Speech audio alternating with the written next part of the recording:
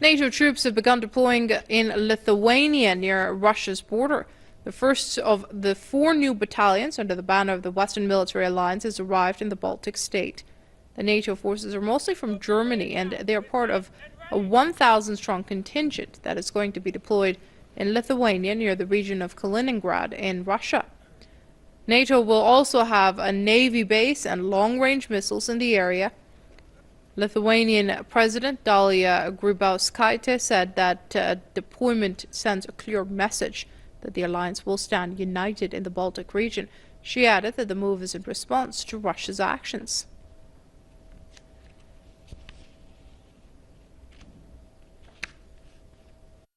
Today we can say that in our region we do have threats which are very clear, and the battalion arrives to the right place and at the right time. Because we do see the aggressive militarization of Kaliningrad region, it's on our border, including dislocation of tactical weapons. And this means it is a threat for all alliance and for Europe. The Lithuanian president was speaking at a ceremony attended by the German Defense Minister Ursula von der Leyen to welcome the NATO troops. The German-led battle group in Lithuania will be joined this year by a U.S.-led contingent in Poland, British-led forces in Estonia, and a Canadian-led troop in Latvia. At last year's NATO summit in Warsaw, the alliance decided to deploy forces in the countries bordering Russia and Belarus. NATO is expanding its presence in the region to levels unprecedented since the Cold War. This is said to have been prompted by Crimea's reunification with Russia in 2014. This is Rukla military training area in Lithuania. Its forests, airstrip and shooting ranges make it an ideal training ground. And this year it will be home to a multinational NATO battalion led by the Germans. The battalion is one of 4 stationed in countries along NATO's eastern flank and is a response to Russia's aggressive actions, including troop build-up, airspace infractions and the annexation of Crimea. If they saw, after 2 years of conflicts in Ukraine, that NATO doesn't react in any sense, that would encourage them. Coming with troops closer to the border solves the situation, but not ignites the situation. The move to deploy 4 battalions to Eastern Europe, which was agreed at the Warsaw Summit last year, has been labelled in the Russian media as provocative. When they open new regiments, new divisions, they're deploying long-range weapon systems. And NATO's response with a battalion, it cannot be understood as aggressive in any sense. It's just a more political signal that we see what you do and we react, but we react in a very cautious manner.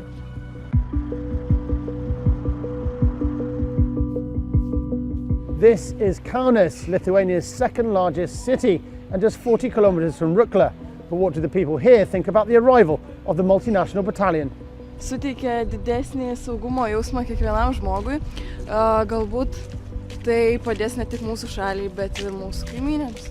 Мы сами не в состоянии обеспечить, поэтому мы нуждаемся в помощи. Но, как вы думаете, 1000 солдатов это не очень много? Почему? Я бы побольше желал бы. With more than 15 nations initially involved, including equipment and resources, as well as manpower, this is a collective demonstration of defence and deterrence. But is it enough? We'll be happy to have more, but for the moment it is an excellent demonstration of alliance will to deter and to defend. And it's very important that battalion is multinational. So if you are attacking Lithuania, you are attacking whole NATO here.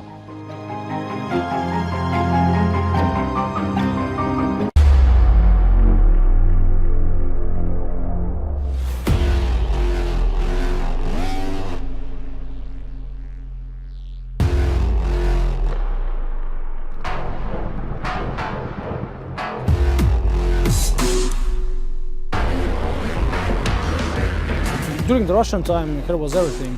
The troops lived here, they were independent from the surroundings. Here was a huge radio locator. When we get our independence, the locator was destroyed.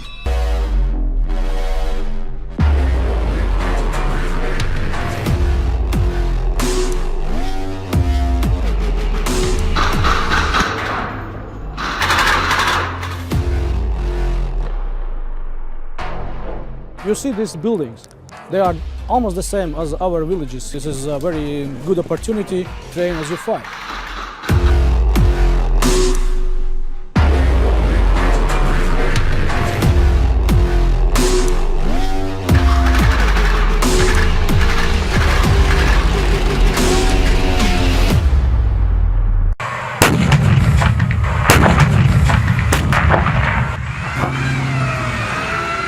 After a long journey from the United States by rail, boat and rail again, these armoured fighting vehicles are here at a range in Poland to re-sight their weapons before heading off on their respective deployments across Europe.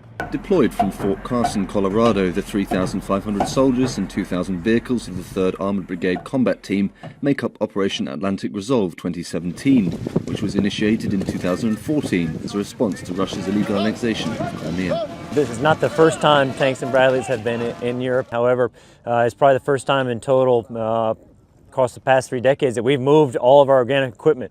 We're absolutely thrilled to be here. We're absolutely thrilled to be working with our partners that we've shared both blood and treasure with in Iraq and Afghanistan. And so it's a pleasure to be here at their home, at their residence, and experiencing their culture. The United States has a long history of helping Europe. Just a few hundred meters from the tank range here in the Polish town of Zagan, you can find the remains of Staloglów 3, a prisoner of war camp which held over 7,000 American officers captured during the Second World War. It's kind of historical moment for this land, for this small town, maybe for even the whole Poland. Presence of the U.S. troops. We were occupied by the Soviets during the communism in Poland. We saw many things. Now it looks like finally somebody who is our buddy or our friend came here to stay with us. For the town of Zagan, like many other towns across Poland and Eastern Europe, the US presence has been warmly welcomed. Lubi się za wiele rzeczy i w Polsce Amerykanie są i mam nadzieję, że będą postrzegani jako naród, który chce po prostu wielu wartości bronić i my jako Polacy odczuwamy to, iż te wartości dla nich są najważniejsze, tak samo jak dla nas. Atlantic Resolve goes beyond simply putting boots on the ground, however. The US is also committed to substantial infrastructure investment.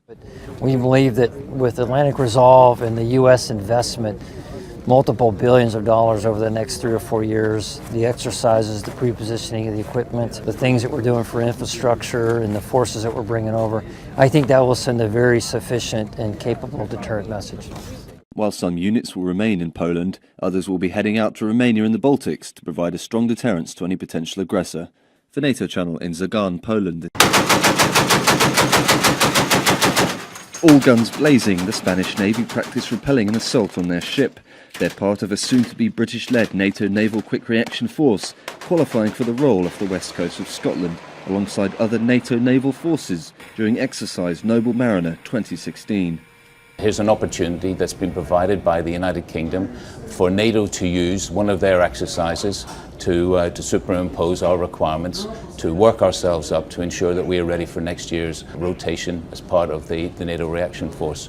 These naval forces make up part of NATO's Very High Readiness Joint Task Force, the land component of which was recently fielded in Germany. These assets have been brought together to provide a quick response to any threat from land, air or sea. We've had plenty of assets today. We've had a submarine train with us with the onboard helicopter, the Seahawk, which dropped sonar buoys and then tracked the submarine, and that finished with us actually bringing that submarine to the surface. Noble Mariner 2016 tested the ability for NATO to integrate ships and equipment from a variety of nations. The Spanish vessel Victoria has just joined our task group, and it's been almost seamlessly integrated into our task group, with our flagship Tonnerre being protected by this ship. And I think bringing together US ships, French, Spanish, just shows the real power of NATO and how easily it is for us to come together as a task group and a task force in very short order. The maritime element of the NATO Response Force, VJTF, will provide forces ready to move anywhere at sea within 5 days. The NATO Response Force is a formidable force, and it's a very shapeable force depending on the operation that we're asked to undertake, and it can go from a small scale to a very large scale, and it can be completely adaptable, which is the strength of the alliance. For NATO Channel in the North Atlantic, this is Lawrence Cameron.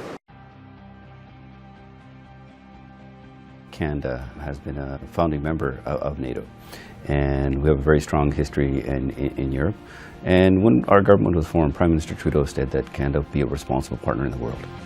The aspects of the challenges with Russia that we faced, we knew that Canada had to do its part. So when we announced at the summit in Warsaw that we will be taking on the leading role in Latvia, other nations immediately stepped up with us. Italy, Albania as well, Slovenia, and Poland. So there's a lot of strong ties with Latvia. John Manley, when he was the Foreign Affairs Minister, supported Latvia's membership to NATO. The former President was also a Canadian. Thank you for having been at our side. Canada has a deep sense of wanting to help when it's needed as well. NATO is very important. It's part of the Canadian fabric. I did 3 deployments to Afghanistan. Served there, got to see the effectiveness of what NATO can bring to the table. It's not just different nations with different equipment and troops. It's about the solidarity and the one message that it brings, that we can provide stability. It goes back all the way to World War I. The Menin Gate, actually in Ypres, where we have so many Canadians who their bodies were never found. Now, when our support is needed again, Canada is stepping up, and Canadians expect that as well, because we've always stepped up to be able to help out our very important allies, and that's why we're here again. So it is not a difficult sell for us, because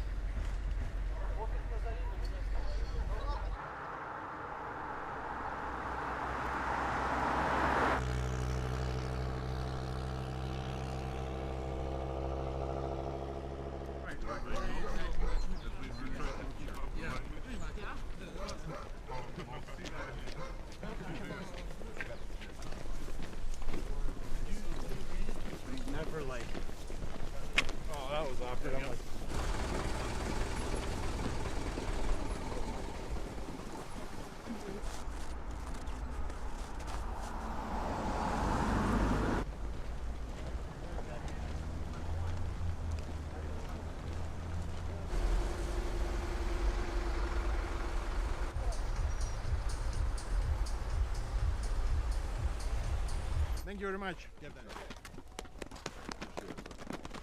And then I would like to engagements, and really our cooperation went really well, and we appreciate what you have.